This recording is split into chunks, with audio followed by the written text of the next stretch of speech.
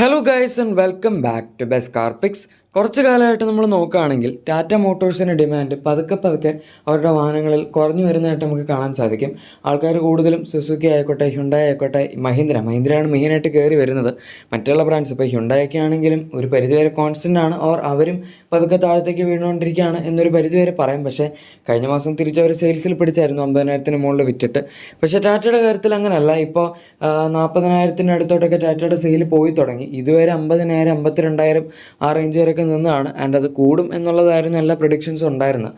പക്ഷെ എന്നാൽ ഇപ്പോൾ മഹീന്ദ്രയുടെ ഒരു ഡോമിനൻസ് കാരണവും 20 to 30 ലാക്സിൻ്റെ ബഡ്ജറ്റിൻ്റെ അണ്ടറിൽ ആൾക്കാർക്ക് മഹീന്ദ്ര അല്ലാതെ വേറെ വാഹനങ്ങളൊന്നും എടുക്കാൻ പോലും ഇല്ല എന്നുള്ളത് കാരണം വേറെ വണ്ടികളുണ്ട്. ഇപ്പോൾ ടാറ്റയുടെ ആണെങ്കിൽ ഹാരിയറും സഫാരിയൊക്കെ ഉണ്ട്. പക്ഷേ ഏറ്റവും കൂടുതൽ ആൾക്കാർ മഹീന്ദ്രയാണ് ആ ഒരു പ്രൈസ് പോയിന്റിൽ എടുക്കുന്നത്. അതുകൊണ്ട് തന്നെ അവരുടെ പ്രോഫിറ്റ് കൂടുതലാണ്. മാത്രമല്ല വണ്ടികളുടെ സെയിലും ഇപ്പോൾ വളരെ കൂടുതലാണ്. 50,000 അടുത്തൊക്കെ ആയിട്ട് 45,000 50,000 അടുത്തൊക്കെ ആയിട്ട് മഹീന്ദ്ര ഇപ്പോൾ വണ്ടികൾ വിൽക്കുന്നുണ്ട്. അതും അത്രയും വില കൂടിയ വണ്ടികളാണ് വിൽക്കുന്നതെന്നും കൂടെ ആലോചിക്കണം. ഇവരുടെ സ്റ്റാർട്ടിംഗ് റേഞ്ച് വരുന്നത് XUV3 XML ആണ്. പക്ഷേ അതേസമയം ടാറ്റ സ്റ്റാർട്ട് ചെയ്യുന്നത് ടിയാഗോയിൽ നിന്നാണ്. രണ്ടിൻ്റെ പ്രൈസ് ഡിഫറൻസ് ഒക്കെ ഏകദേശം ഊഹിക്കാവുന്നുള്ളൂ. അതും സ്റ്റാർട്ടിംഗ് റേഞ്ചിലുള്ള വണ്ടി പോലെയല്ല മഹീന്ദ്രയുടെ ഏറ്റവും ബെസ്റ്റ് സെല്ലിംഗ് വാഹനം.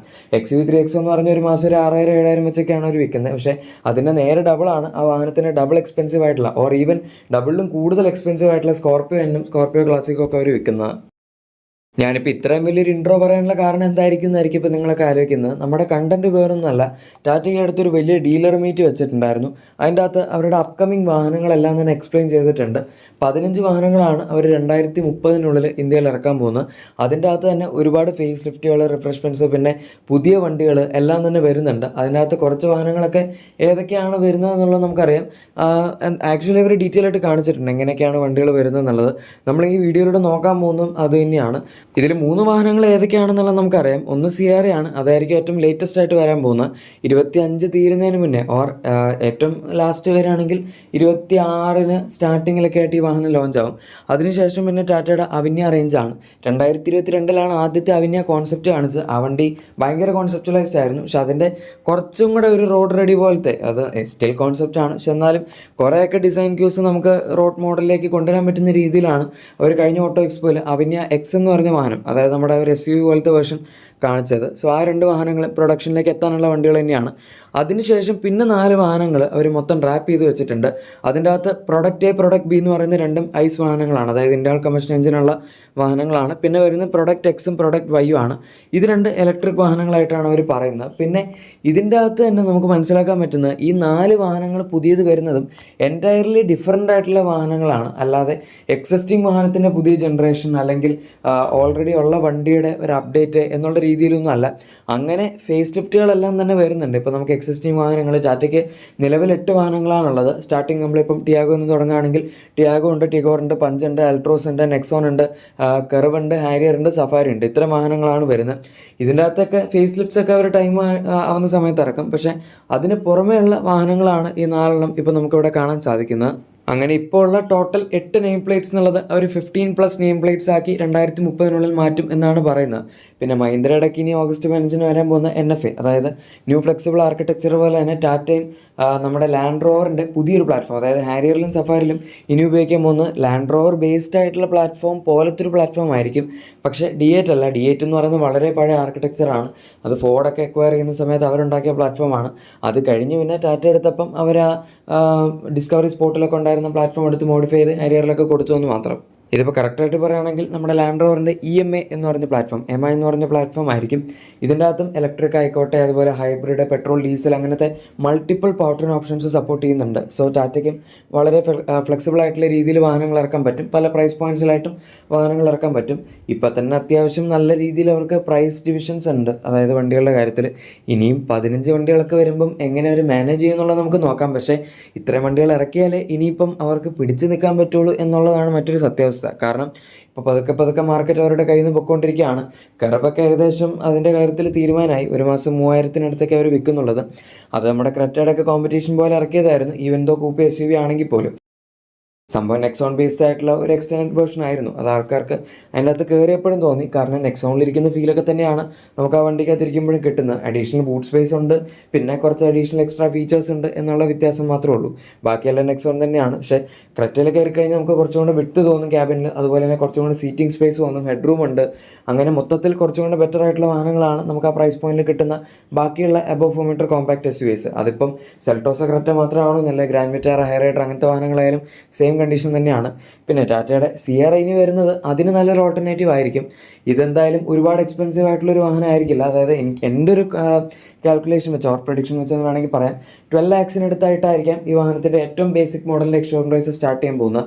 ഇപ്പോഴത്തെ നമ്മുടെ കർവിൻ്റെ ഏകദേശം 11 lakhs അടുത്താണ് വരുന്നത്. സോ അതിലും കുറവായിട്ട് എന്തായാലും അതിലും കൂടുതലായിട്ടായിരിക്കും സ്റ്റാർട്ട് ചെയ്യുന്നത്. കർവിൻ്റെ ഹാരിയറിൻ്റെ ഇടയിലായിട്ടായിരിക്കും അവർ സിയറ പ്ലേസ് ചെയ്യുന്നത്. പക്ഷെ എന്നാൽ പോലും 12 to 13 lakhs ഇടയിലായിട്ട് തന്നെ ഇതിൻ്റെ എക്സ്ഷോറൂം പ്രൈസ് വരുള്ളൂ.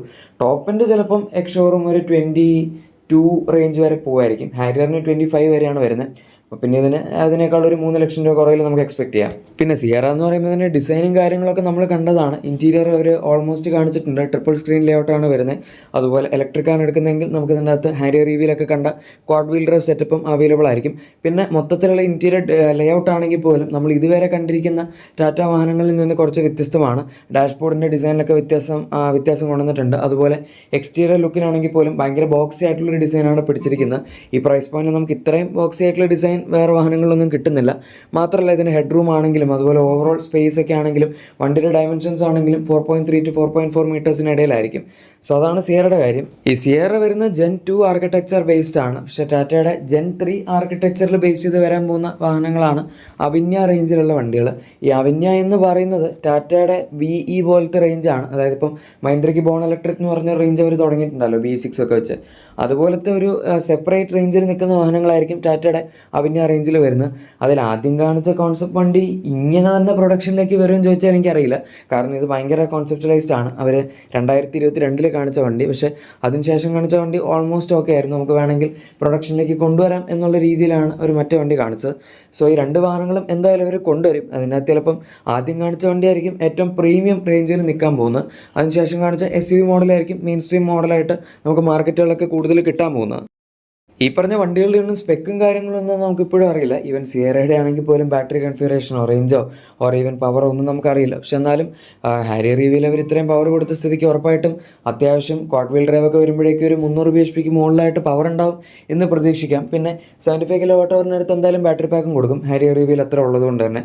പിന്നെ ഇവരുടെ നമ്മുടെ അവിന്യ X എന്ന് പറഞ്ഞ SUV എടുക്കുകയാണെങ്കിൽ പോലും അതിൻ്റെ അകത്ത് മൊത്തത്തിലൊരു കൂപ്പേ ഷേപ്പ് ഡിസൈൻ ആണെങ്കിലും വണ്ടി കാണാൻ അത്യാവശ്യം നല്ല യൂണീക്കായിരുന്നു.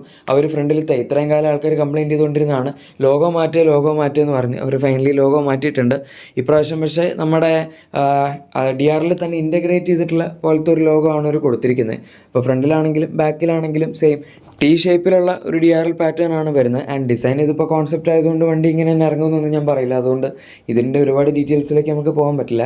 ഇത്രയാണ് എന്തായാലും ടാറ്റയുടെ ഡീലർ മീറ്റിൽ അവർ പറഞ്ഞിരിക്കുന്നത്. സോ അവരുടെ ടാർഗറ്റ് എന്ന് പറയുന്നത് തീർച്ചയായും ഇനിയും വീണ്ടും സെക്കൻഡ് പൊസിഷനിലേക്ക് എത്തുക എന്നുള്ളത് തന്നെയാണ്. ടാറ്റ ഇടയ്ക്കിടയ്ക്ക് പണ്ട് സെക്കൻഡ് പൊസിഷനിലേക്കൊക്കെ എത്തുമായിരുന്നു ഹ്യുണ്ടായി ഓവർടേക്ക് ചെയ്ത്. അതിൻ്റെ ഇടയ്ക്കാണ് മഹീന്ദ്ര കയറി പരിപാടി തുടങ്ങിയത്. അപ്പോൾ പിന്നെ മഹീന്ദ്രയാണ് ഇപ്പം മിക്ക മാസങ്ങളിലും സെക്കൻഡ് പൊസിഷനിൽ നിൽക്കാറുള്ളത്. കഴിഞ്ഞ മാസം ഞാൻ നേരത്തെ പറഞ്ഞ പോലെ മഹീന്ദ്ര ഹ്യുണ്ടായി ഇപ്പോൾ നല്ല കോമ്പറ്റീഷനിലാണ്. പക്ഷേ ഹ്യുണ്ടായി സെക്കൻഡ് പൊസിഷൻ കയറി, മഹീന്ദ്ര തേർഡായി, ടാറ്റ ഫോർത്തായി. പക്ഷേ ടാറ്റ ഇപ്പോൾ ഫോർത്താണ്. അത് ഇനിയും ഒരുപാട് താഴത്തേക്ക് പോകാതെ നോക്കണം.